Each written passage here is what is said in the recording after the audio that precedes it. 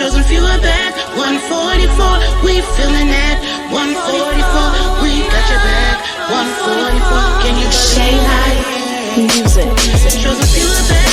144, we feeling that. 144, we got your back.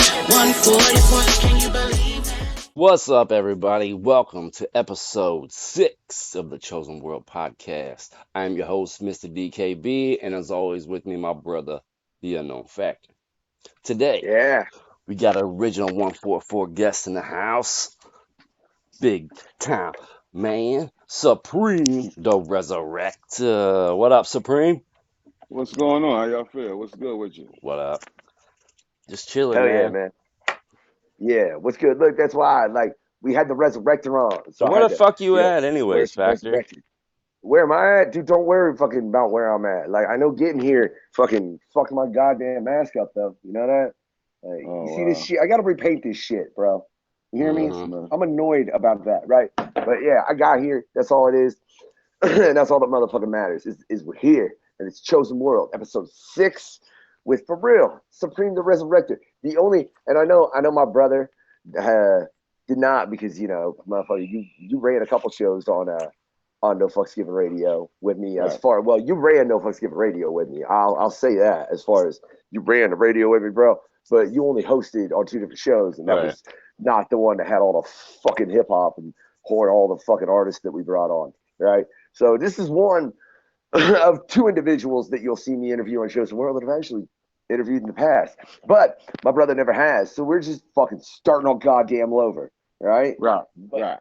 So I'm gonna say I'm gonna do it, and he's gonna want to punch me in the face for it. But I love you anyways, bro, because he my spiritual brother from the same motherfucking mother. What's up? You know you got it.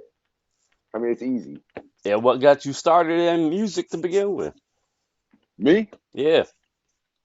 Oh man, it's something that I always wanted to do. I just never thought I had the talent. You know what I mean? I wanted to sing like Michael Jackson, dance like Michael Jackson, and I couldn't do neither one. So, you know, I used to like banging on pots for drums, and nobody had to wear all the be all to give me some drum lessons or anything. So I never played an instrument.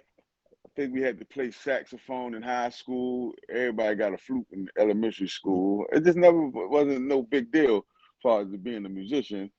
But 79, when hip hop, hip hop, you don't stop. I said, oh shit, I can do this. I said, this is something that I can do right here. I don't know what this is called, but it's something that. Then I found out it's called rapping. It's called MCing. It's called hip hop. And then I said, yeah, this is my lane right here. So as a young person getting a hold of hip hop, I fell in love with the Curtis Blows and the Sugar Hill Gang and the ones that we heard on the radio back then. Out of the handful of records that they did play, Grandmaster Flash and the Furious 5. And then the movies came along, and Breakin', Beat Street, and Wild Style, and Crush Groove, and then I learned how to say, okay, yeah, I like this thing called hip hop. I read up on it in the library, followed the careers of someone that I admired was Grandmaster Caz. I've been to New York a bunch of times to see where it came from and see. But you know, I used to go to the Bronx every summer as a kid, so I was touching down in the Bronx and really getting the feel of this hip hop thing, and I've been in love with it and part of it, and a proud member ever since, I guess, the early 80s, to be honest with you. The 79, I heard it. Wow. 83, 84, 85, I became certified. Oh, hip-hop. shit. Real quick, I just got to say, I'm going to make you feel old as fuck right now, bro. I was born in 83, all right? But I love you, Preem. I know, you know it's that, crazy, right? Yeah, hey, man, I don't give a shit. You rock a stage. I've seen it plenty of times. I'm 52 years old, man. Yeah, I know for a fact, though, that you just tickled my brother's brain. I seen his brain get tickled. I seen it, bro. I seen your brain get tickled by all that, right? But real quick, before he goes into all the hip hop things that he's about to go into endlessly, I just see it. I see it in your eyes, bro. I seen it. I knew this shit was gonna light you up, dude. I knew it because I know him, and that's what's up. I'm just curious. There's one thing you said I want to ask you about. You said rapping, MCing, and hip hop. Do you think there's a difference? What is the difference? Yeah, hip hop is the culture. Is with the I believe with Bambaataa, Kool Herc, Grandmaster Flash, they invented a culture of it's like a street gang. Like gangs in LA, as far as Crips and Bloods and the other gangs, it's their culture. But hip hop as a whole, for everybody, East Coast, West Coast, overseas, is a culture. The MCing part is what you do. Like I can rap. I'm the rapper. I'm a front man. So I'm an MC. MCing is what I do in the hip hop culture, is what I live and what I embody and who I am and what I it's like joining a religion, man. When you join a religion and you're a fresh person and a faithful follower of that religion, can't nobody tell you nothing, especially when you was there from the beginning. It's been part of history with me. You know what I mean, I'm a historian as far as this hip hop go. I could tell you everything, pretty much everything about hip hop because I've been a fan. I've been a citizen. I got on the hat. I'm a senior citizen. You know what I'm saying? Yeah, I mean, I done did it all, man. I done opened up for Biggie Smalls, man, Dougie Fresh. I opened up for Luke. I opened up for Beanie Siegel, Eve.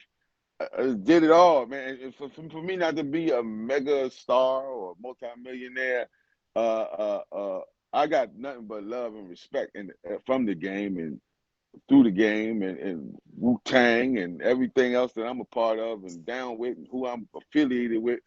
Money, fame couldn't buy the respect that I got as far as being a member of the hip hop culture. I've represented it well and I've given to it well. And if rap die tomorrow or music somehow close my voice so I can't speak again or rap again, hip hop technically don't owe me nothing. You know what I mean? And real quick, I just gotta say, did more than what the average person ever could I feel dream like about doing. and I know you've given me personal advice, bro, as far as like shit. But I know my bro. I wonder how many questions you got in your head I don't know. from what he's all said. 1,000 of them. Oh Yeah, yeah, see, that's I knew it, I knew it, I knew it, I knew it, because that is my look.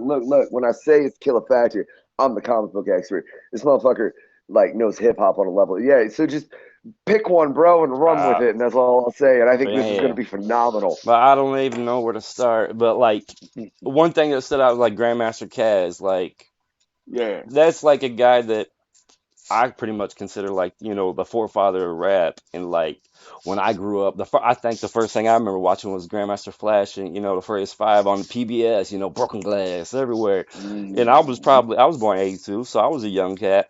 But like, yeah, like you said, like it was something that was like, oh, this is different. This feels like a part of my soul. Yeah, You exactly. being, you know, in this game as long as you have been, you saw the beginning, you saw where it is now. Are we still going in the right direction? Because like there's always been kind of poppy rap out there, you know what I mean? And there's always been the real underground, like you said, like Kaz, you know what I mean? I don't think we're going in the right direction because I think hip hop, I mean, far as skill wise and you know, Grandmaster Flash, okay, Sugar Hill Gang, Grandmaster Flash came out and expanded that style. Run DMC came out and expanded upon what Grandmaster Flash did. Then Wu-Tang came along and expounded what Run DMC did. And so on and so on. And it went up. Even it went left. Okay, it go left to the West Coast. Some of them MCs over there are phenomenal. You know what I mean? It goes to Atlanta. It's some Atlanta MCs that are phenomenal. Detroit goes to Detroit, phenomenal. All across the world, including overseas, where those guys are rapping in French, in Russia, and Spain, and Australian, and it's elevated. And then you get to this new thing that we got going on, the vibe, that the kids call the vibe. It's not. I don't listen to the baby and be like, oh my God, those are the coldest lyrics I ever heard in my life. It's good music. It's danceable. It makes you dance. But this is what I hear on the radio all day long. I mean, granted, hip hop when it was at its pinnacle, you wasn't hearing it on the radio like that unless you had a major deal. You might hear Wu-Tang a little bit. You might hear Run DMC. You might hear the top tier, and the rest of everybody else was locally popping or regionally popping or whatever, but you never heard this much rap on the radio. You never heard this much rap in the planet. Mm-hmm. Everybody's rapping. You get off your computer, you set a rap. Your little sister is rapping. Your dog is rapping. Your grandmom is rapping. And music is the DJs ain't breaking no dope records because there's too many records coming on at one time. The DJs ain't finding the dopest record, the gym, because they don't have to no more because it don't matter. It don't even matter. It's so much rap. It's so much trash rap. It's so much garbage rap. It's so much, and it is some MCs that's taking it to the next level. Like I think Tech Nine is taking it, but he's not even young. He's from the early '90s. You know what I'm saying? He's not no. People just finding out about Tech Nine. People just finding out about a lot Kendrick. Kendrick ain't new. J. Cole ain't new. But when you say what's good hip hop, you say Kendrick Lamar, J. Cole. But you forget about the whole bunch of other MCs, especially in the Juggalo world, where underground is underground still. And juggalos take care of each other. And they get to a point in the ceiling where they don't get to the mainstream. They don't want to get to the mainstream. They could care less about the mainstream. You see, but in hip hop, where I come from, everybody wanted to be on the radio. Man, you hear your song on the radio, you made it. Salt and Pepper, Dougie Fresh, man, you heard these people on the radio. I didn't know you was just hearing them on hip hop Saturday nights and Friday nights. When we hear Dougie Fresh, you thinking it's when you hear Dougie Fresh on our radio on Friday, we think everybody hearing them on Friday. We don't know if this is a Philly thing, and I'm sure other regions, Indiana, Chicago got their own thing and their own stars. We didn't know that. We just saw hip hop as the 10, 15 artists that we see every day, all day. They was the stars. Dougie Fresh. And when they come in your town, it's a big deal. You know what I mean? Now you can throw a rock and hit a rap show. It's like it's nothing. It's nothing. It's not even nothing. It's not even nothing to brag about that you're a rapper no more. It's like I'm a rapper. So what? Everybody else is too. It's like it ain't even an honor no more. It's not even like, yo, I'm an MC and I got skills. They look at you like, so how much money you got? You got how many followers How you many got? likes you get? Yeah. How many likes do you get? How many, the dopest MC probably work at McDonald's right now. You know what I mean? Don't nobody know who he is. Nobody care who he is. Fuck shit. Nobody, you see me? Yeah, the dopest rapper Too on much. the planet Earth is probably flipping a burger because he don't have no likes. He don't have no money. He don't have no money behind him. If you want to get in the music business today, all you gotta have is some money or somebody with some connections, or you gotta work your ass off, one or the other. And if you work your ass off, you ain't gonna make it till you about 40 or 50 years old. You know what I'm saying? Like make it. You're gonna be like, yo, I finally got to the pinnacle of my respect, and I'm 45. You know what I'm saying? I mean, you bring up a point because like Tech just did a track with The Rock. I'm pretty sure that's making it. When you can get Dwayne The Rock Johnson to jump on your track and do bars, I don't know anybody else has done that. Like, period. Do you? And the ill part about it, I wouldn't care less about that. If that was the next step in my career to do a song with The Rock, I would be like, I'm honored. I'm honored. That's great. But to me, the win for Tech is having his own record company in the midst of a Def Jam and Interscope and all these major labels or major independent labels, because there ain't no major labels. There's only like 2 record labels that own 3, 4 record labels that own everybody's label. But anyway, if you strange music and you got an artist that can perform over 100 times a year and sell out every time, that's an accomplishment. I'd rather have that than a record with Dwayne Johnson. I'm gonna tell you that right there. And he has that, and he had that for the last 10 years. Tech is amazing as far as an independent inspiration. But when you grow up and you want to be a rapper, do you say, hey, I want to be Tech Nine? You be like, nah, I want to be the Baby. I want to be the Migos. I want to have, because you say, I want to have the money like these people. I want to have the clout like these people. Not to mention that Tech Nine just did the Super Bowl for Kansas City halftime show, and he says that's one of his biggest shows of his life. But like I said, every accomplishment that he does or that I do, or I performed with Tech Nine before with Whitney Payton, and it's amazing because you see this guy's crowd is like, Tech Nine is awesome. I want to be like Tech Nine, but like I said, in rap hip hop today, you want to be like Little Baby, the Baby. You want to be not me, but these kids. These kids ain't going back saying, "Yo, man, I one thing I respect about rock and rollers and rock and roll in general, people that want to join rock bands and punk bands, any kid, especially when he pick up a guitar, he wants to be Jimmy Page. He wants to be Tom Morello. He wants to be a Chili Pepper. Any kid, because he goes back. I mean, talking See, about a kid that wants to pick up a guitar today. He admires the pioneers. He picks up a guitar because he want to be Slash. He How much you recognizes think that's missing in the game now? Like these young kids, they just don't it's missing. show respect. It's missing because they don't care to know Grandmaster Caz. It don't matter if they know Grandmaster Caz. Do you have a computer and you have 10 to 50,000 likes? Who gives a fuck who Grandmaster Caz is? Yeah. Except for me. Except for me. And maybe somebody that I raised or somebody that I put the game into, like, yo, you gotta know who Grandmaster Caz is. Like you gotta know where this thing came from. It's only 40 something years old. We I'll not be even real that honest. old of a genre, and we the biggest genre in the Yeah. world.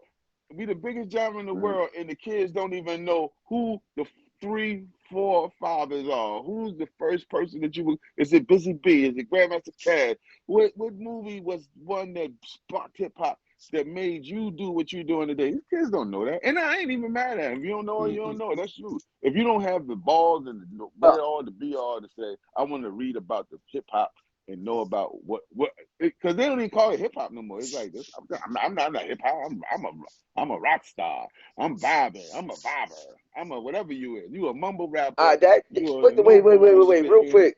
What are you doing in here? Get out of my house. Yo, them people were totally not cool with me being in their house doing a podcast, man. I swear, like they were annoyed. Like they must have thought I looked like Wade Wilson. It wasn't just the Wade Wilson of hip hop. But that's besides the point. We're back. Yeah, we had to resurrect this podcast because it is the chosen world, and we do have Supreme the Resurrected in the house.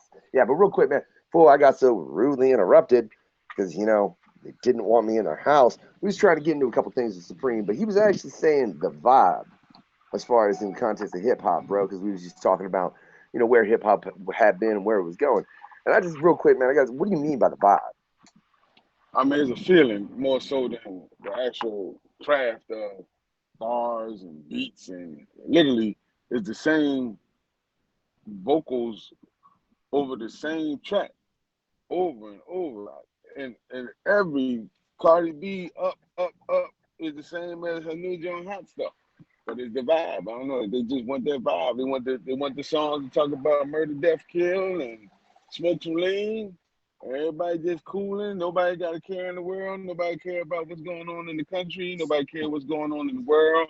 It's like this new music is a drug. They just make them feel good. Like people say, why you get high? Because I like the feeling of being high.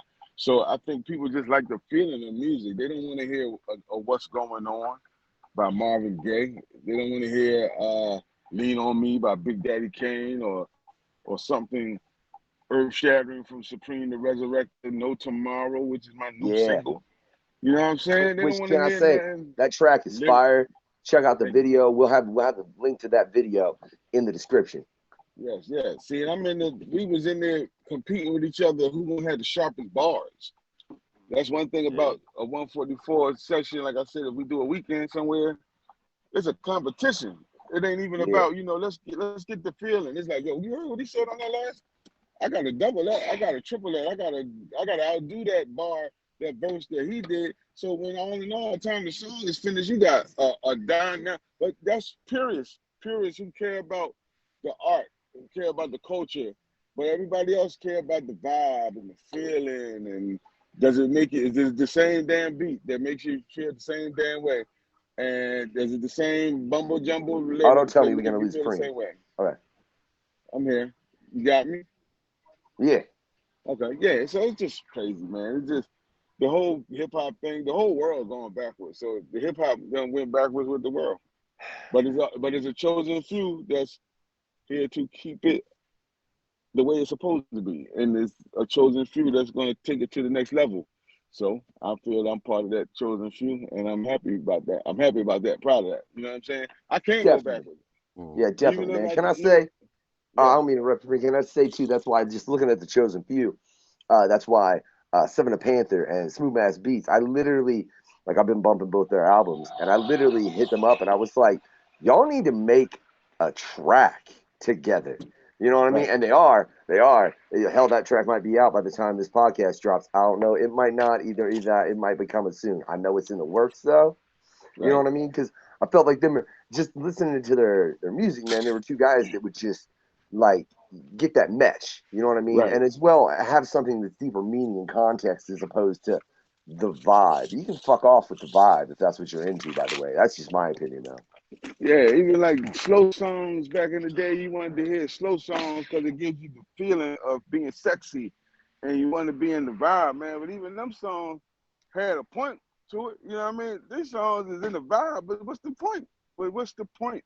And I'm not hating, man. It gave me a vibe. I be in the club listening to the same beat. I'm nodding my head to it. But then when I think about it, I say, what was all that doing before? Like, that's just literally like smoking some weed. And you just got high and you got a good feeling. And now you got to go to work in the morning. It's like, okay, back to life. Now, what did that do for me? Like, did that change my life? Do I think I'm going to hear any of these songs 20 years later talking about what's the greatest hip hop song ever? I don't think I'm going to hear anything from this era. Maybe you might hear something from Drake, maybe Lil Wayne, which he's not even a part of this new era no more. He considered Maybe some old at Chosen this point. Few. Oh, well, we definitely going to be a part of history, man. Yeah. Especially if we get our shit together. If we get our shit together, we can rewrite history. Oh yeah. Hell yeah, man. I'm totally down with that. And that's why it was something that we were starting to get into, but we weren't Right. able to fully get into before I was, again, so rudely interrupted. I don't know why those people were mad. I was trying to do a podcast in their house. That's all I was trying to do, but whatever. Right? Should drop some money on them. I didn't look, man. I'm in a situation I didn't have none at the moment, so I had to just go back to Factor's Factory, and we're going to deal with it there. You know, but that was something we were starting to get into, is like how much it's been lost. And like I said, I look at everybody within the Chosen Few, man, and I hear substance, you know what I mean, as opposed to just Right. beats and words. And even in the producers, man, like, yeah, like shout out to Blacksmith. I mean, that dude is a hell of a producer in what he does on that end. And I think, I just don't get why it's been so lost, man. I'm curious, is there a particular point in hip hop, like in the era of it, where you think where do you think it just started to go?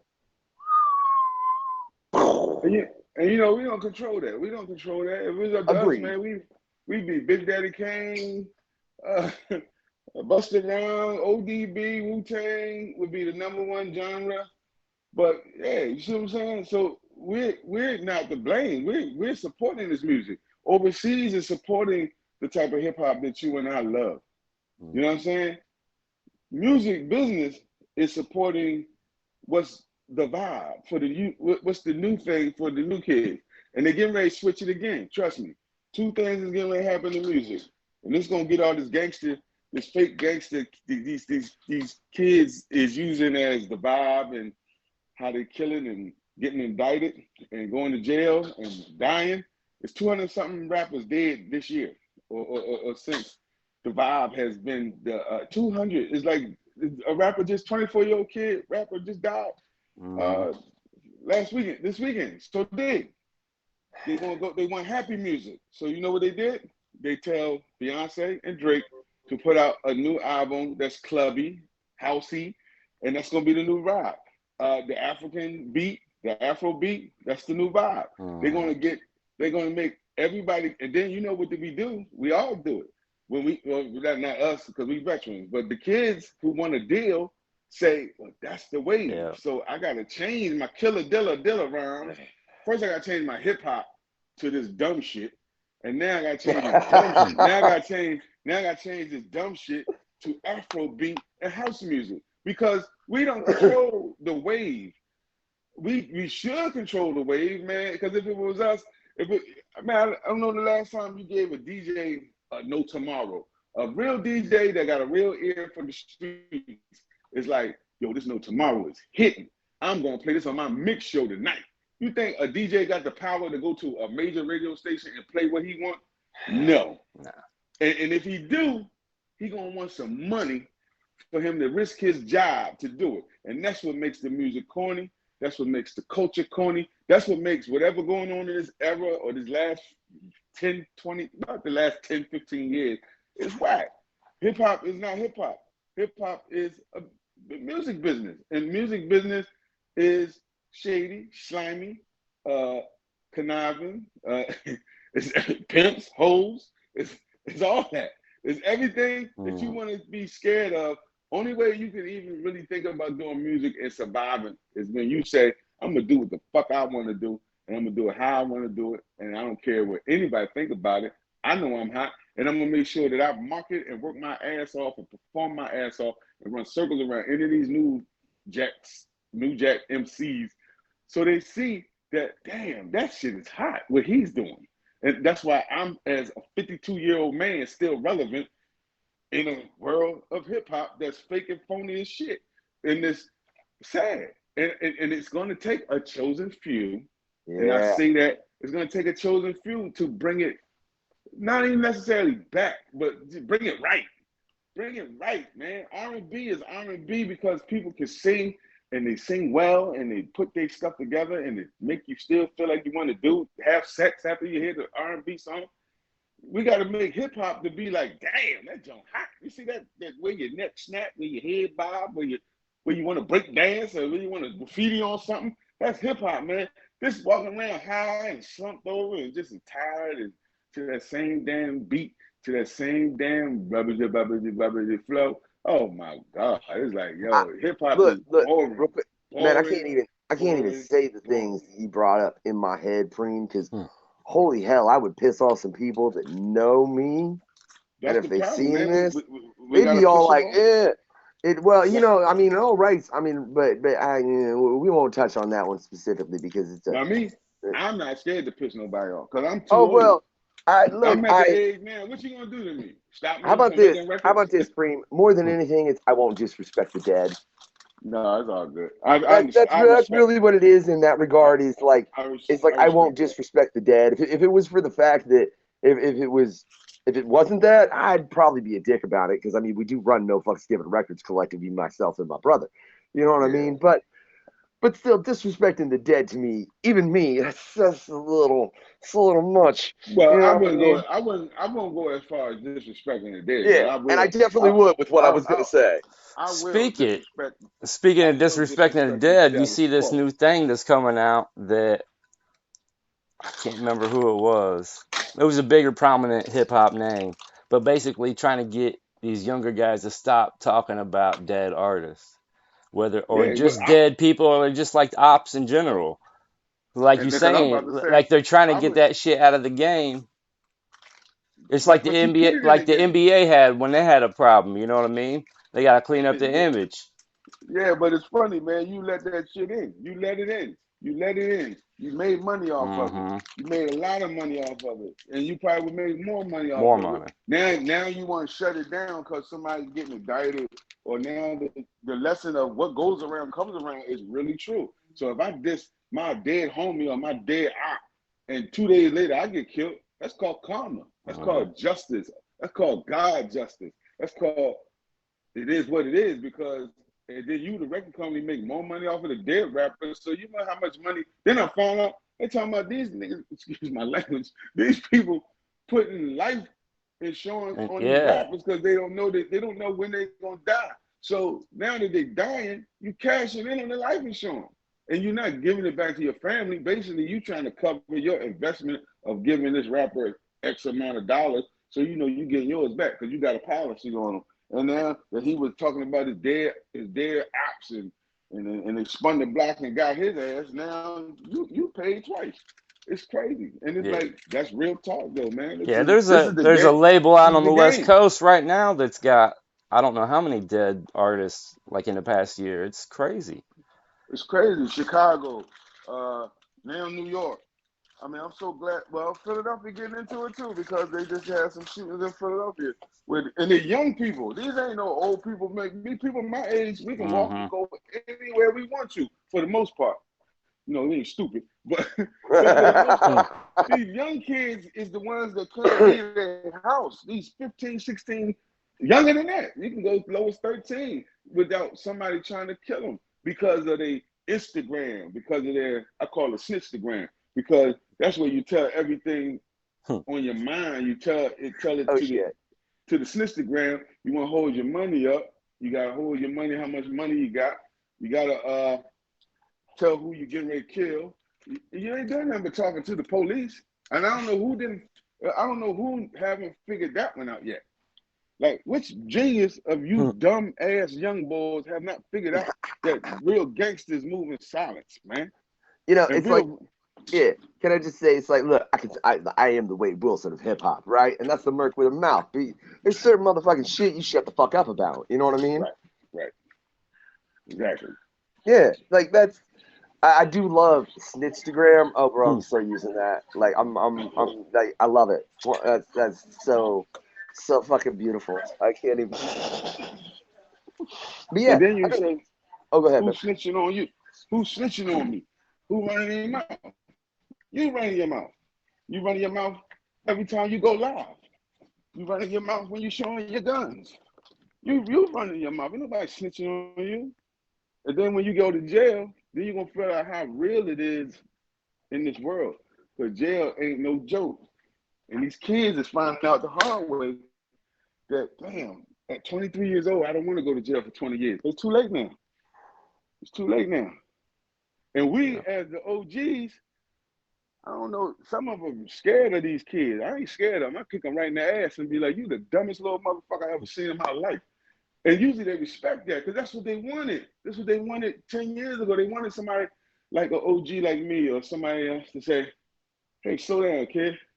Do you But they think ain't want to. They that? ain't want to listen. Now they ain't listening. They don't want Do to you think listen. that's a lot of the problem, though, as far as, and I say this from personal experience when I popped in 6 years ago, man, that a lot of people within entirety of, I'm not even going to say just hip hop because it's more of a problem than other parts of rap and other subgenres, I would think, in my opinion. But just that you've got people, even at smaller like label levels and up to huge levels that are ostensibly trying to take these kids and use them, but they're not teaching them anything as far as how to properly do the business, properly make sure you're handling everything right, making sure all your codes are in this, that, and everything's.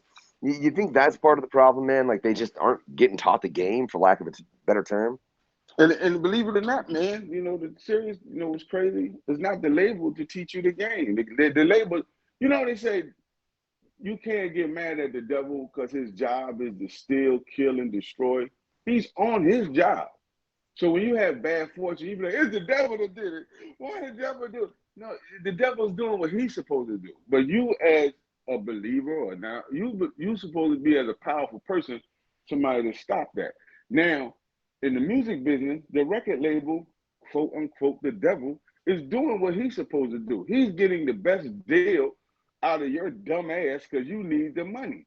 And you want more fame than you want the money. So you're gonna take the dumbest deal you got that's gonna get you so you can put the money to your ear, so you can buy your gun, so you can big jewelry, so you can look good. But you ain't say nothing about how many points I get, what's the publishing, how much of it do I own, do I get my master's back one thing? You're not worrying about none of that, right? And first of all, but the devil did his job. And you didn't do your job because you're supposed to go to a lawyer and get all that taken care of and found out about how do I do, is this a good deal or not? Even if you don't go to a lawyer, go to somebody that really knows the contracts and really can have your back on this and say, no, this is not a good deal, bro. Yeah. And if you do take the deal, ask for this, because you got to take the deal. You got to take the deal because you're not going to go nowhere, but you ain't got to take the deal as is. Some of these kids don't even read the deal. They just see contract, sign it, and then how about the ones that's doing this? I don't even need a record company. I can get on SoundCloud and make my own label and become famous as a SoundCloud rapper and tour because I got this many views. So I don't even need radio. See, that's where they messed up also, because the kids are not needing the label that's supposed to rob them. They don't even need anymore. The OG that's supposed to teach them, they don't even need no more. What can Big Daddy Kane, I keep saying Big Daddy Kane, but what can Big Daddy Kane tell Lil Uzi Vert? Lil Uzi Vert that made more money in a year than Big Daddy Kane probably made in his whole life. You know what I'm saying? So what can Big Daddy Kane tell Lil Uzi Vert? Hey, Lil Uzi, don't talk so much about stupid shit. Well, you know how much money I made off of talking stupid shit, Mr. Big Daddy Kane, and all your intelligent speaking that you have done, and all these influence of MCs that you influence don't mean shit right now, because right now, Big Daddy Kane, I have 37,000 cars. I own my own house. My mother got a house. And I got the right to go and start shooting people because the police don't arrest me. But they really do. They just building a case on your little dumb ass. But, you know, that's just another story. But, you know, but they think they're above the law. And it's fine. Think that. Because you're going to, one thing about being above the law, you're going to crash and burn. I don't care who it is. And you can't blame Big Daddy Kane. You can't blame Supreem Da Rezarekta. You can't blame Wu-Tang Clan. You can't blame your father. You can't blame, because it's about your choices. You choose to get in the music business to become a gangster because it's so easy to be in the music business. There's nothing to say blah, blah, blah, blah, blah, blah, blah, blah, over the same beat. Now, you're a star for minimum skill. So now that you're a star for minimum skill, why do I got to respect the culture? Why do I got to respect Kool Herc and Grandmaster Flash and Grandmaster DXT? Who the fuck is them and who care about them? I don't. And then you got the purists that's like, yo, shorty, man, you can't disrespect. That's like saying that you don't respect your heritage of slavery, that you became, you know, or a Jewish man that say he don't respect what happened in the Holocaust or the people that survived, so I could be here today. And that's what I say about them little young white kids, man. They pick up them guitars. They know who Jimmy Page is. They know who Poison is and who Red Hot Chili Peppers is. They older brothers told them, like, yo, these were the bands that's hot in my day, and these kids is picking up these guitars, but kids ain't picking up no microphone trying to ask about no damn Grandmaster Caz, and that's the sad part about it. I don't know. I mean, maybe it's because I picked up a microphone way later in life. You know, I mean, I didn't start till I was 32, and then I ran into my crazy ass brother who's got hip hop knowledge, like I've got fucking comic book knowledge. So anytime I see, like, I'll be bugging him all the time about like, hey, dude, just do me a favor. Go just throw some random shit in the drive that you think just if anything, just to study and be able to sharpen my own pen. You know what I mean? Like, and I mean, he'd be throwing in shit that I'm like, who the fuck? Like, because this dude, it'd be like if I started naming off comic book artists and writers, y'all would be lost. And it's well, DKB would be lost when I got real deep. Maybe, I don't know. He might never get lost. I would. Yeah, see, and that's the thing. I mean, that's the thing, though, man. It's not like you're in the comic book community. It's not like that's something. After Stan Lee, I don't know who you're talking about. Yeah, see, and I mean, that's fair, dude. I run 2 podcasts with different aliens as the other host. You know what I mean? And one of them is we interview comic book artists and writers. So that's something that should be on my forte as much as hip hop. But I'm curious, dude. What is it that you think could be done to the industry as it is to maybe make it to where people respected more of the legacy of hip hop and where it came from? Because, and I know this is something we were going to get into. If you look at hip hop, dude, it's permeated every part of everything. It's like what, to me, is what black people got to do about the respect that they get as far as the world and police brutality. At some point, you got to say enough is enough. You got to take it back. It's up to me and artists like me, because there's young artists out here that can spit their ass off. It's young artists that's 16, 17 that'll blow circles around me, but they're not getting the shine because the record companies ain't paying attention to them. They don't care if you got metaphors and phrases and witty rhymes. They want to hear the dumb shit on the dumb shit, and I want to hear. And this is what this is what I paid for. That's what I want to hear, and this is what the world gonna want to hear because I'm gonna make them want to hear it. This is what the blogs are talking about. This is what runs the media of not no purist hip hop that can spit bars and make songs out of beautiful things. But we got to take it back. Like you got a podcast. I have a podcast. We got to do it. We got to do what we got to do we got to build it from the small ground and take it to the top. Again, we got to do it. You got a podcast you run? I run a podcast that I come on every month and just talk my shit. And it's called The Funky Contradiction on Toxic Radio. Okay. I am aware of that. My apologies. Yeah. I don't know why I thought I wasn't. I'll put a link in the description for that too. Man, you're gonna make me Yeah. put all kinds of links in this damn description. Well, actually, Oh that's it. man, You're just gonna kill me. you mess with me, everything in there gonna be a link. I'm just I, saying, I got my hand in everything, and it's not even the combat, the hip hop. Yeah, let your hip hop or whatever you want to call it, do it, but don't shit on mine. Don't yeah. tell me my thing is old, and outdated, and ain't nobody want to hear it. Cause last I seen a Wu-Tang show was sold out, and it wasn't no little club. It was a stadium. Last I seen an old school show, and these are people my age and maybe older, maybe a couple little years younger, maybe about, okay, I say 30 and up, that filled up an arena to see Chubb Rock, MC Light.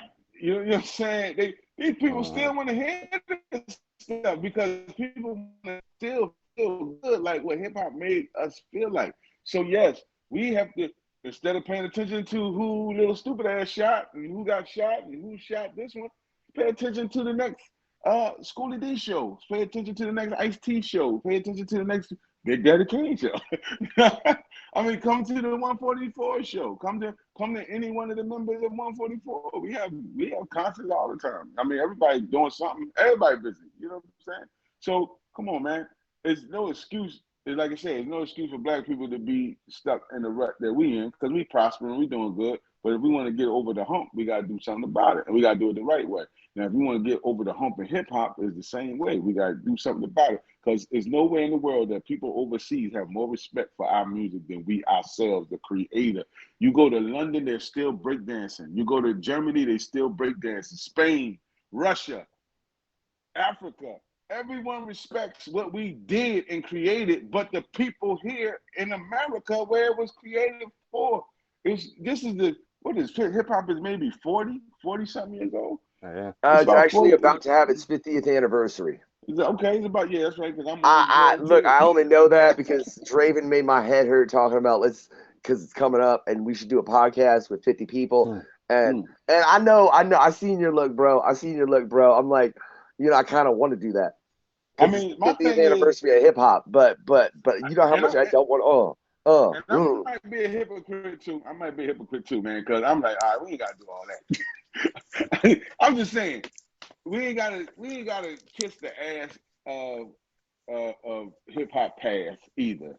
We can respect it, love it for what it's worth, but it's about hip hop now. Like somehow to incorporate old school, new school, future school, and make it into one thing. This is ours. This thing of ours is ours. So we don't have to, every 5 minutes, we don't have to hip hop, the hippity hip hip hip.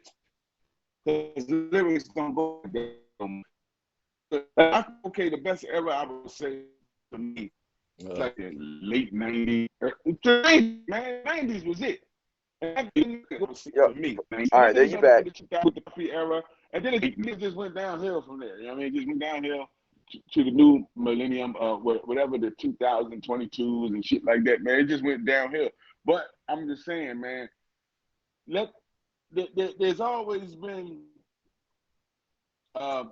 NWA, Kane, Run DMC, Wu-Tang Clan, and then somewhere out of obscurity there was a whoop, there it is, whoop, there it is. Well, you know what I'm saying? So yeah, it's always been a couple stinkers in there wherever we is, but you still don't let the stinkers outdo, even though the stinkers, whoop, there it is, and the 69 Boys and all that Miami shit. Let me ask you a question then, Supreem. So I'm curious. Yes, yeah, sir. I'm curious, bro. I mean, based on everything you've just said, and just based on my knowledge of music in general, why? Because I'm curious. I feel like in the rock genre, people have a tendency to respect the old, like Rob Zombie still tours, Marilyn Manson still tours, all these people, and what it is a big deal to all the rocker heads. You know what I'm saying? Young, old, it don't matter. Like you'll see 12, 13-year-olds in the crowd. You'll see up to the people that, you know, repped it when they started. Why do you think it is easier to pull that off there as opposed to in the hip hop community? Or what were the happened at all? I'm about to say, Kwame still tours, Rob Bass still tours, Money Love still tours, Chubb Rock still tours. You just gotta find them. I mean, I know they still tour, but I'm just saying, but my point is, you said the crowd was like 30 and over when you seen those crowds. You know what I'm saying? You didn't see Yeah. youngins in the crowd. With the rock shows, you do. What I did see though, I was on tour with Cottonmouth King. Like, I ain't never heard of Cottonmouth King until I got to know him, and I was like, yo, these dudes are dope. And so the hip hop that I haven't heard of an ICP. I'm in Jadakiss, Jay-Z. I'm in that era. Ludacris. I never knew there was a Esham. You know what I mean? I ain't never heard of these people, and That's I ain't funny. never heard of ICP, and I never heard of Insane. I never heard of Cottonmouth King. But when I toured with them, Tech Nines and all these people, and I met them, and I found out like they got running tours, like, and they got kids to adults in their audience. They tour like the old rockers. The ones that we mess up because maybe because our kids ain't really get exposed to the chub rock, because especially with the dum music, man, that's all they hear. They don't hear it. They don't care to hear about a old school rapper. So yeah, it's not a lot of old heads at their concerts. Excuse me. I mean, God bless you. At the little Uzi Vert concert, they don't have a lot of old people there. I was the oldest thing there, I think, because I was there with my child. And then I was like, man, okay, this dude ain't bad. I like him. And that's crazy, because I was just like, yo, I was a little upset when he became like the XXL cover. What's that shit called? Where they had the 10 artists that they called the freshman. Freshman class. I was like, man, they got. And I was happy because he was on there with Lil Dicky, and Lil Dicky was killing it, right? And I was like, who the other guy from Philly? He ain't really all that great. But then he's in the vibe, you know. He wasn't trying to be the best lyricist. He tried to be the best vibist. So in his vibe and in the concert, who I respect anybody's concert, whether you're a dumb rapper or the most intelligent hip hop artist or rocker in the world. If you got a good show, you got a good show. I cannot take nothing away from it. And Lil Uzi Vert had one of the best shows I've seen in a long time, especially coming from that generation. And I respect. And that's when I opened my eyes a little bit. Like, let me check out a little more of these guys. Let me see what's going on. Because some got my child hypnotized to a Kodak Black, to a XXX Testacion, and to all these new jacks. And I started checking them out. Just like I gave the ICPs and the Eshams and the Tech Nine. I never heard of a Tech Nine rapper, a Cut Calhoun or Chris Calico. And then I'm listening to these brothers. I'm like, yo, these dudes is dope. So it was me. I was the one that was closed-minded. And until I opened up, because even then, I gave up on hip hop a long time as far as, you know, doing it. I started putting bands together, man. I was into the rock and roll funk thing. I was into the George Clinton. I was funked out, man, because I was hip hop done. But at the same time, you can't take the hip hop out of the hip hopper. So I could be with my rock band, but I'm the hip hop ejected into the rock band. But then out of respect, so I don't be touring around with all these people I never heard of, my band members would give me Sublime. That's how I heard about Red Hot Chili Peppers. That's how I heard about, I didn't know these people, the Gorillas. And I'd be like, let me hear this guy's album. Let me hear this album. Then I start digging deeper into these rock albums, and then dealing with Dave Ivory, who discovered Hailstorm and Silver Tide, made me like them. I mean, this is the guy, I'm thinking I'm only giving Dave Ivory respect for producing me and Whitney and the Roots and the hip hop that he's done. But the man did Def Leppard. You know what I'm saying? So I'm like, I got to dig into this rock thing more. I just got to get music in general more. Like, there's a lot of things that we are so closed-minded in. Can I say, the more I hear you talk, though, I'm starting to become like Martin Luther King of music, man. Because hey man, I mean, spread the message. I agree. Everybody, let's all tour together you and get money. In all honesty, you stopped. We're losing you. You better tell your mother to come and cuss you out again. I ain't doing this part 3 now. Wait. God damn it. Really? That, like, I'm fucking, all right. So, no, what I was saying is, like, you make me kind of feel good as far as my musical knowledge, because, like, literally a good 70% of everyone you've named, I recognize that I've listened to at some point in my life. You know what I mean? It's something that I exposed myself to, like, knowingly. And like, it fucking might be more like 80% in all honesty. I'd have to go back and write down every fucking name, because you said a lot of names, bro. Which that's good, man. People should expose themselves to a But that's master of music. I think it makes them better artists. And the sad part about it, that's just me. That's my awakening. But it's other. But I think it's different for you because you're from the East Coast. So you was exposed to the whole thing. We're here in the Midwest, so like I kind of felt like we didn't really have nothing. So like we everything we heard, like we got to get more to the East Coast. Now we got to hear everybody that was on that record, and everybody's on that record, and then everything we heard. So like we heard all these people that you're like I've never heard of. So when it comes to like music, yeah, it's just crazy like the connections that everything has. Like you never know like where you're going to find inspiration in somebody else's music, And then or I was a snob. like you said, like there's a lot of people out there that make some dope ass music. Yeah, I was a snob, man. I ain't want to hear no Detroit. Yeah, we're all like that, man. I'll be the same way. But like I got a teenager now, and he's hip to Woo, he's hip to Big, you know what I mean, and shit like that. But like he tells me about artists that I laugh at him for like months at a time, you know what I mean? And then I'll finally get a chance. So like this ain't that bad, you know what I mean? You gotta give it a chance. Yeah. Give it a chance, and you gotta listen to it from their ears, because my mother never was gonna get hip hop ever. She was the Temptations, Supremes, Motown, and I never necessarily was gonna get her thing until my uncle pushed all the oldie funk records on me, and I was like, this shit is good. First of all, when I'm finding out that most of the stuff that we are listening to sampled this stuff that I didn't give a chance. That's what blew my mind. I think I bought this record that had a bunch of like Wu-Tang samples on it, and like when I learned RZA didn't make some of the like, you tell me RZA didn't do those keys himself, like it blew my mind, like you know what I mean? And then with the RZA, they wouldn't come from like traditional R&B records. They come from like rock, psychedelic records and things like that. You'd be like, this man was in his bag. Like sampling to me is an art.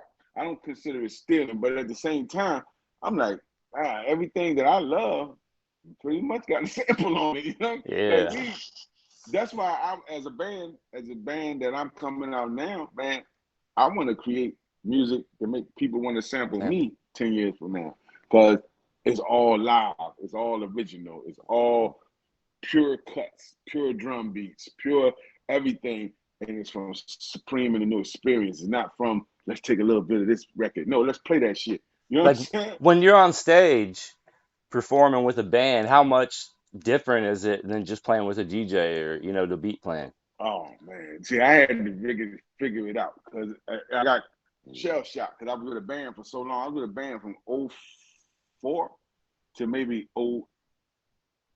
2010, strictly band. And I was hip hop before then, from 98 to up to that point, I was hip hop.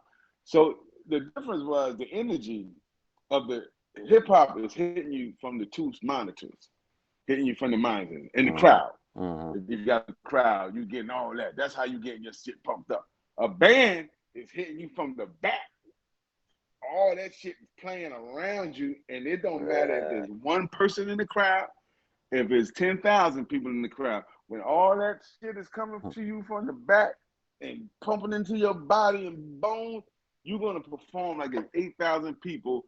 Rather it's one person in the audience, you're going to give them a hell of a show. And then if it is people in the front, that's just a front energy, back energy, front energy. It's like ping pong. It's just that's what the best goddamn show you could ever do. But then when I had to leave the band alone and go back out as a solo artist to become Supreem Da Rezarekta again with Whitney Payton and Judah Priest and all the people that I had toured with, I had to get back to hearing that same. I had to relearn how to get hype again from the music just coming from the front of the speaker, because we can't hear the house. We only can hear the monitors. But when you're on stage with the whole orchestra behind you, the monitor don't even matter. All the sound wall is in behind you. You can bump into it. You can turn around and just feel your drummers banging the drums, and just like put your face to it. And it's like, yeah, give it. You know what I mean? So that's the difference. Is the front. To me, it's just like hearing it from the front, and you got to have, like I said, you got to have certain elements to make that work. And hearing it from the back, it's just all cylinders go when it's from the back. That's why if I ever had to do that shit again, as far as hip hop, just me and the DJ, I would figure out somehow to put a speaker on stage and just turn it behind me. Because like I said, all the house speakers is up front, and the little monitors is on the stage. There's no big ass speaker behind you. It was maybe a couple people that did that when we was on the road. Just had one big ass speaker in the back, and it felt good. It felt like, wow, this feels like it's supposed to. But most part, stage is quiet as hell, except for them two monitors. You can't even hear what the DJ hear. I mean, my DJ got to the point he would bring his own monitor. He would bring his own monitor, so he could like he have his own sound hypeness, so he can get his own self hype because his speaker is under the turntable and he just hearing it the way he wants to hear it. I'm still up in the front like this. Turn up the front monitor. Turn up the front monitor. Turn the vocals down. You know what I'm saying? Like it took me a while. Like Factor be like, nah, man, it sounds good out there, and I'm like, man, are you sure? Because this sounds like shit up here. Like, you sure? He's like, no, man, out there it sounds real good. Like, and if it do sound ass, I had to learn how to perform with the sound. As far as I was concerned, sounding ass. And outside, they like, yo, you was amazing. You should hang. And I'm like, man, I heard it felt like I was rapping in a tin can and shit. You know what I'm saying? But I had to learn to keep going and trust that the sound man know what he's doing and the crowd wasn't lie. So yeah, I'm gonna deal with this little raggedy ass tin can sound or this hollow sound up on stage. But when that wall of doom behind you, man, you good. You don't care what the monitor sound like. It's like this beautiful thing. That's what I like. That's why I'm going back to it. I'm getting back to that.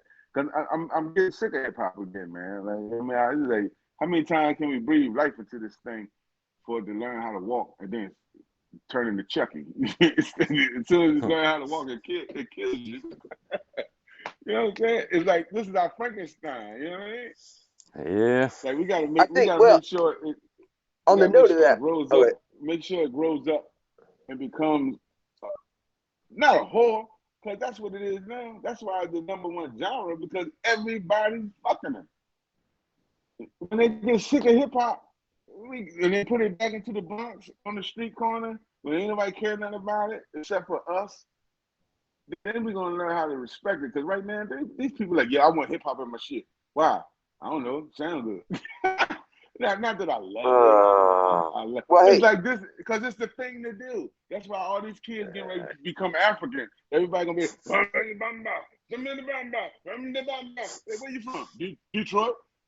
Jesus Christ! Why you rap like that? Because that's the only way I can get a deal.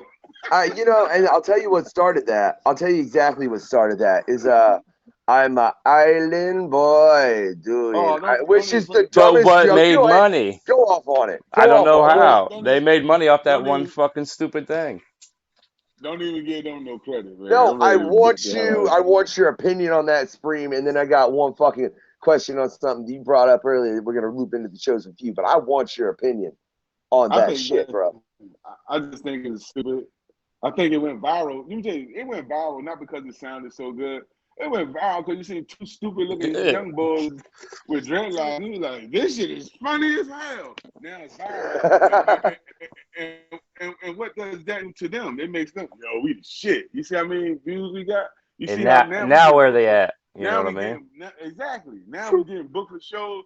Now every time somebody sing, they're gonna kick them right in their ass. Like, y'all the stupid young boy. But that's fine. But that's what you get because you really believe the hype. You can't believe the hype, man. I mean, unless the hype is real, you can't believe that you the shit when you really the joke. You know what I'm saying? And that's what it was. It was a novelty joke. Ha ha ha! Look at these funny looking boys, and now they trying to have a celebrity boxing match because they need something to get back relevant again. All right. Well, hey, to flip this back to something far more relevant to the 144, right? Mm-hmm. Which I only put 3 fingers up initially, but there's 4 because they're up, right? Mm-hmm. So you said Frankenstein. You said Frankenstein earlier, man. I kind of feel like if you look at the mass of the 144, it is a Frankenstein of a massive group, man. And you're right. If it's led right, and I think Judah's doing a hell of a job at the moment. You know, we're trying to do everything we can to make sure it goes together proper as far as with the podcast and everything too. I know you're fucking putting in work, man. I know the album that's about to drop is phenomenal. I honestly wish I'd heard it all. I've heard like I think 4 tracks off of it. I don't know, and I know there's more than that. But what do you think is necessary to take the Frankenstein that is the chosen few and to really make it to where it grows into the monsters that it should? And I mean that word in a positive manner. Well, can you see me and hear me? I'm sorry, I had a call. Yeah, you're good, bro. I don't know, man. I don't know what to do with this thing. Like I said, I seen it from day one. So I seen where it was. I seen where it should have went. I seen the potential of it. Now it's out of control, man. I'm like, I don't know what to do. All I can do is say, let's become a great ass union. Let's become like we can't be a group. We can't be a crew no more. There's so many people that's 144 or 144 affiliated or touched. Let's become a nation. Like, for real, become the 144. Like, let's not worry about a group anymore.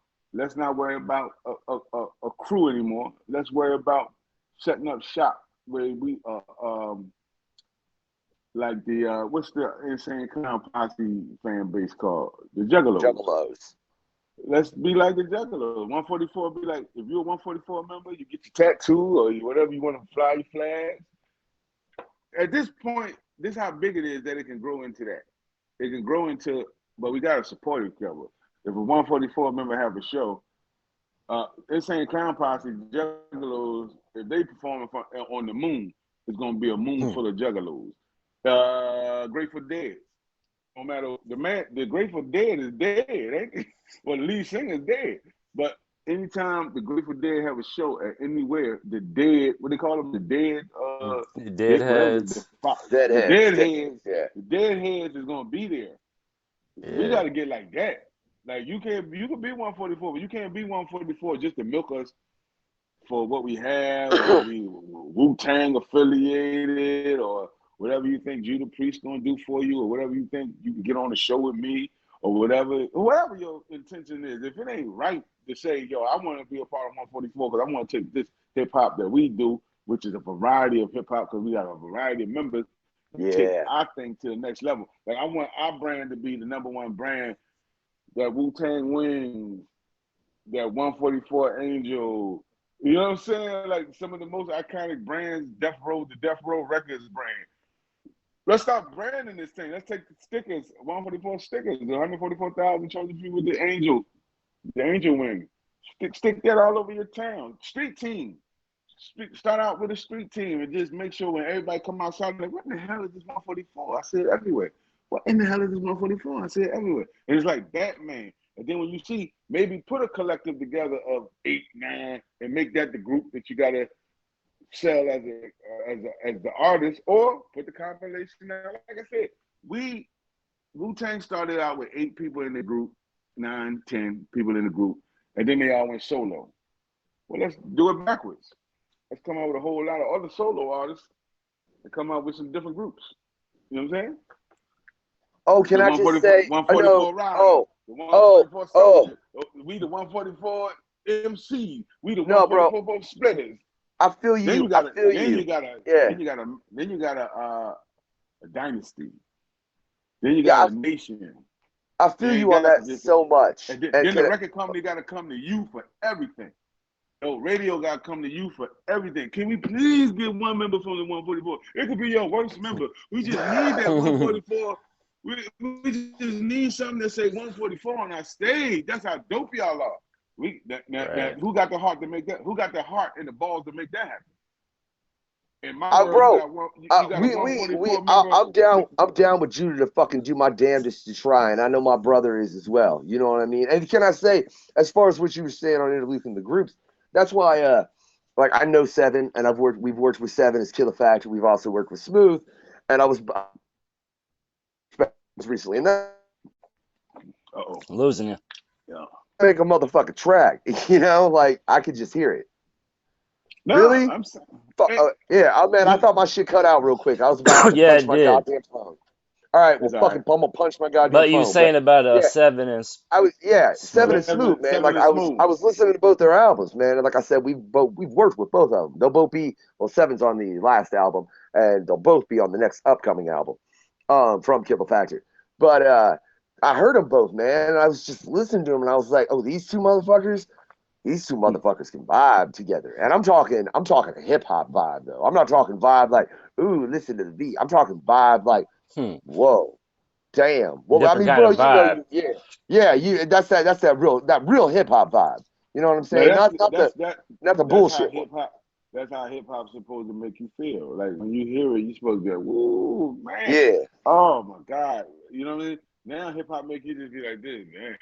It's just a, and like I said, I be thinking maybe I'm just too old. But with them, you don't need a producer, you don't need an engineer, you don't need a studio per se, because everybody got a studio. Everybody can get to a studio. You don't need nobody for nothing. All you need is a booking agent, somebody to fill these shows that's about to come. And that's somebody from the inside, because the show's gonna come to you.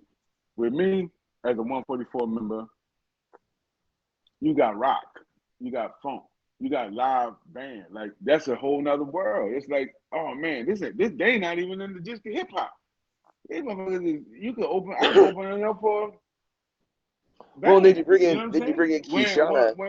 When and then you take Yeah, Keyshawn, she's gonna yeah, do R&B. She's yeah. opening up for Fantasia or whatever. You know what I'm saying? So it's like, yo, you got everybody in this thing that could spread it out to. We could be coronavirus. I don't know if you're allowed to say that. I know a lot of people getting Oh, flagged for saying corona, man, look, but if you get this we episode could. flagged after we've had to do this twice, Supreme, I'm gonna But be listen, annoyed as shit. to me, that was the. I want to know I want to know who marketed coronavirus. Maybe it was disease or something. Maybe it was just so Uh, dope it jumped in everybody's body and it was just changing the world. But imagine a rap group that spread like that. all I know, Imagine a rap crew, but organized noise did it. Wu Tang did it. Hypnotized minds, man. Everybody had something. We got it. And now so it's up to us to spread it like wildfire. You know what I'm saying? well, can I ask him that, man? And this is just me spinning a ball real quick. Do you think it's the fact that I mean we're all supporting each other at this point, but I feel like maybe it's the fact that we're supporting each other going forward from when we met. You know what I mean? And a lot of them I aren't think going to, but you know what I mean? And if you could get everybody within the 144 to I go think back because and support we everybody's don't previous shit, I yeah, feel like that would be a whole nother level. I think because we don't know each other. We True. don't I don't know nobody. I don't know some of these people to support them from beginning, middle, or end. I don't know. I just know the 8-10 that I started with in the original, and I know the 8-10 that became the replacement to that. But I don't know nobody else. I don't know the new people. I don't know anybody. I think you need to start have a meeting. Have a meeting, like a meet and greet. So we can meet. Like I said, you don't not necessarily don't like all your family. You don't know. That's why they have family reunions. So you can keep that link together. So you go to my mom house, you go to Big Mama house. So because she is the nucleus of so Judah is he is the 144. He started this shit. I might be the crazy grandfather uncle because I was in the next wave. Somebody else might be Fire Nation, First Lady, or whatever. It's a core 10 of us, right? And all the new people got to come meet the core. And you can run around and say that at least you met where it came from. Don't See, do what hip hop. Don't do what yeah, hip hop did to hip hop. Don't do I'm what hip thankful. hop did. Yeah, Don't do what hip hop did to the Cold Crush Brothers and the Cool Herc and Grandmaster Flash. And you hearing about these people in documentaries instead of paying homage to. I went to New York as soon as I heard what hip hop was. I went down to New York. I wanted to see it. I wanted to see it for myself. I wanted to touch it. I wanted to be around it. So now I can say, hey, I went to Mecca. You know what I'm saying? Like I went to Mecca. That's what the Muslims do. When you get a certain level of your Muslim in your Muslim religion or whatever, you make your Hajj and then you go to Mecca because you want to go to the beginning. Jewish people go to Israel because they want to see where Jesus walked. They want to see. I'm a Christian. I've been serving Lord and screaming Jesus all this time. Let me go to Israel. Let me see where the man walked. Let me see where this religion came from. That's all I'm saying. You want to know hip hop? Go to Sedgley Street, 1400 Avenue, Sedgley, and learn out how the first hip hop party started. They do tours. They take you on a tour of all the parks and where Grandmaster Flash and Kool Herc and Bambaataa played at. Learn how hip hop was the prevention of a gang, like killing, where the Black Spades was the baddest gang in the New York City. And then when Bam came along and said, we're not fighting no more, now we're doing music, we break dancing, we drawing graffiti, and this thing is gonna be called hip hop. Crews became bonded by music. We can have parties, of course there's fights and things like that, but it wasn't the gang war stop. So how are we in an era now where gangs is operating in the name of hip hop? And because of hip hop, when hip hop started to disperse the gangs and make, okay, we're not Spades or Bloods or Crips or whatever no more. Now we are brothers in hip hop. You know what I'm saying? Man, So now I totally feel you. 144 could be the cure. It's what, listen, biblically, and this is Bible.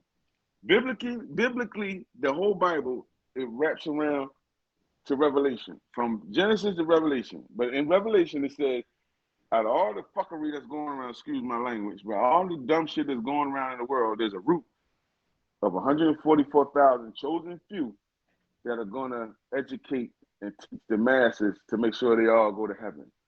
Because without these 144, you're not going to make it, because you're not going to know.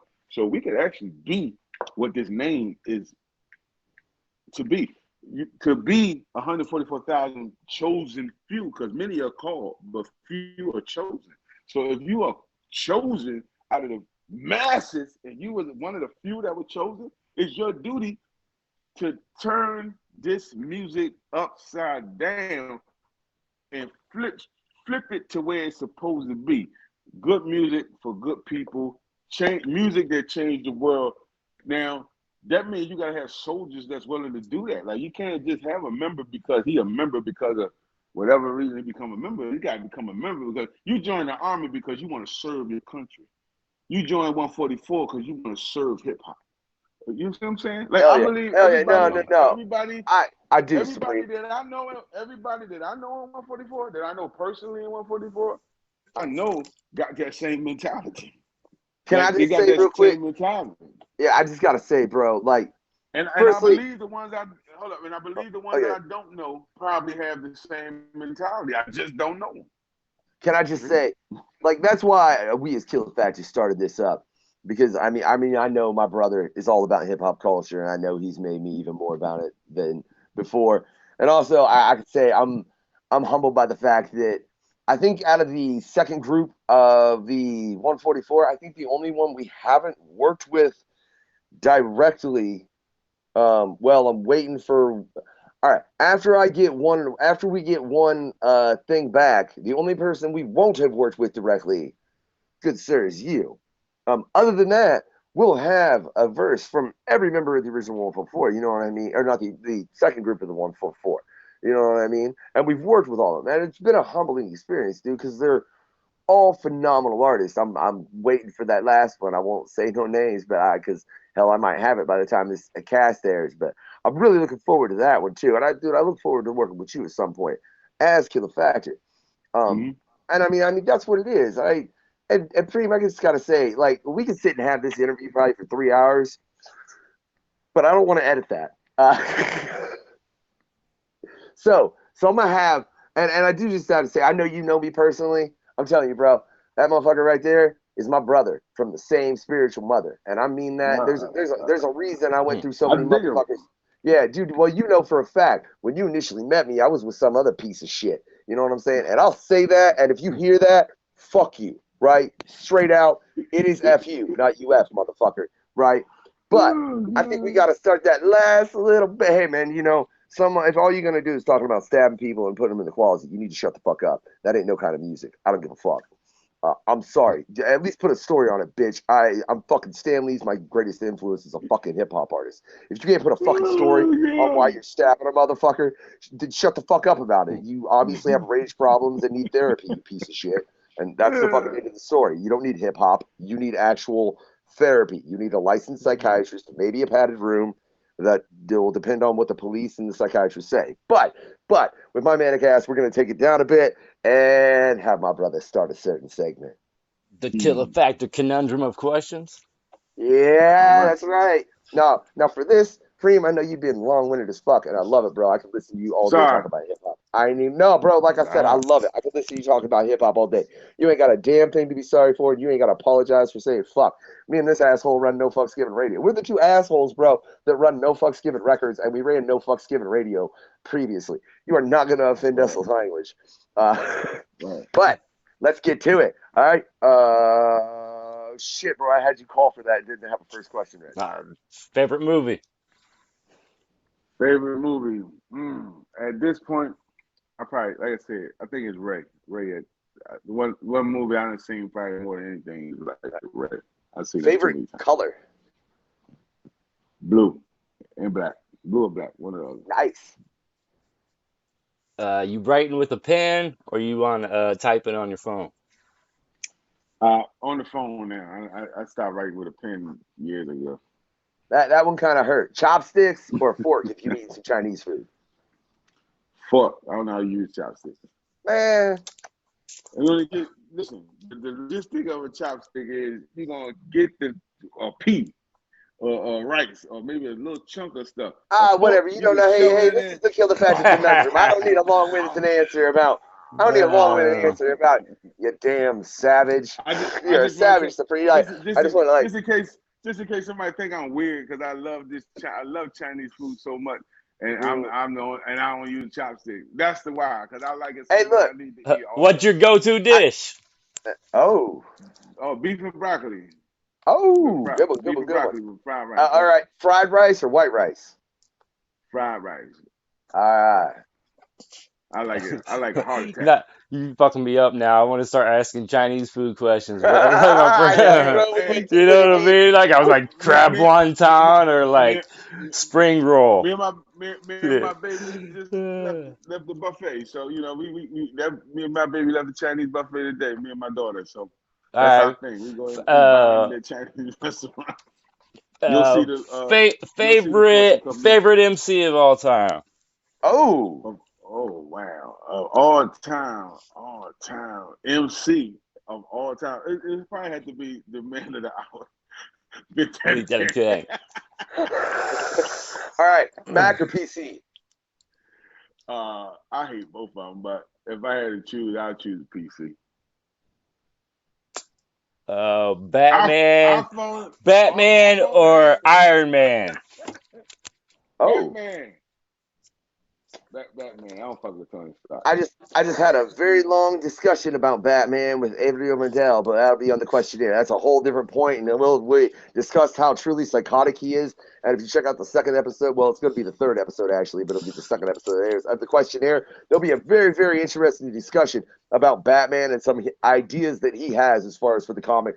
Supreme, you should check it out. It was fucking funny. I ain't gonna say no more though. Right. So, fuck, man. You fuck me. Like, why Batman? Well, how about your favorite villain? My favorite villain is got to be I know it's gonna be cliche, but no. Favorite villain of all time is Kingpin, and my favorite hero is Daredevil. Nice. Like Daredevil is the comic book that I used to read at 13, and I read it, and I followed the story. I followed that one, and I followed Little X-Men, but I followed Daredevil like it was a soap opera. Man, I have old Daredevil comics. I have which one did I really loved? Frank Miller's work. If you didn't really love Frank Miller's work, dude, you're gonna hurt my feelings a little. Yeah, I don't know the yellow one. I like Daredevil, and I loved Shang-Chi, the Master of Kung Fu. That's my guy. Ooh. Fucking goddamn internet. I don't know why the fuck it. Like, Supreme, these interviews don't like you more than fucking anybody else. And I don't fucking know why. Maybe it's just telling us, motherfucking Factor, you got enough shit to edit. The shit needs to be done. I'm gonna tell you who's doing it. It's Judah. He don't like me. Judah, quit fucking around. We'll bring you on the show. I promise, bro. We planned it. I mean, you're gonna be on, bro. You ain't gotta fuck with that's Cream's interview. Judah is my brother, but that's my frenemy to the enemy. You know what I'm saying? That's my frenemy to the end. Bro, do you got one more? Because he said something that makes me want to ask one more quick question. You got I'm no more? done. All right, well, we got one more Killa Factor conundrum, right? And I want to know, you said X-Men, so who's your favorite X-Men? Wolverine. Nice. Who says anything besides Wolverine? Okay, well, I mean, technically, if we're giving everybody that's ever been X-Men, I'm gonna pick Deadpool. See, I didn't know he was an X-Men, but that's my guy. I like him too. Dude, he's been an X-Men, he's been an Avenger, he's been a Thunderbolt. Yeah, that motherfucker's been on like every team in Marvel at some point because he's the merc with the mouth that don't shut up and he talks his way into shit. Kind of like I do, kind of like on this Chosen World shit. Look, this has been episode. I'd say he reminds me of me. Hell yeah, man. Hey, ain't nothing wrong with having a little bit of mouth. We all do hip hop. We got to do that. And that's what it's about. It's taking it back to everything Supreme's just talked about, man. I apologize for the fact that there was a weird cut in the middle of this interview. Them people did not want me in their house. I had to leave and come back to Factor's Factory. What are you going to do, you know? But this has been The Chosen World, episode 6. I am the Unknown Factor, a.k.a. the Wade Wilson of hip-hop. And you know I always got that machine with me. What up? Mr. DKB. You know I always kill shit. And our guest today, Supreem Da Rezarekta. Thank you again for his up. Before we go, remember, follow me on social media. Yeah, that's what I'm saying. Before you go, just say your little spiel there, and yeah, like this Supreem Da Rezarekta. You're listening to The Chosen World. Give your shit, bro. Yo, this Supreem Da Rezarekta from 144,000 chosen few listening and participating with Unknown Factor. What's your name, DKB? Yeah. It is DKB? He got that shit right in one, bro. You get points, Supreem. Dude, you get fucking points. I got no idea how many times I heard motherfuckers fuck up my brother's name. I messed up the whole commercial just to make sure I said his name right. I don't give a fuck, bro. Run it again. You get points for that shit. Dude, much fucking love. Yo, this is Supreem Da Rezarekta, 144,000 chosen few, holding it down with the Unknown Factor, DKB for Chosen World, where we find everything and all things. 144, wings up, paws up, fly, bitch. Have a good night, y'all. My bucket list, it ain't that simple. I got a whole lot of potential. I ain't gonna leave till my name Supreme, popping everywhere like a pimple. Gotta give it to me like I want it. Do it big just like a John, yeah.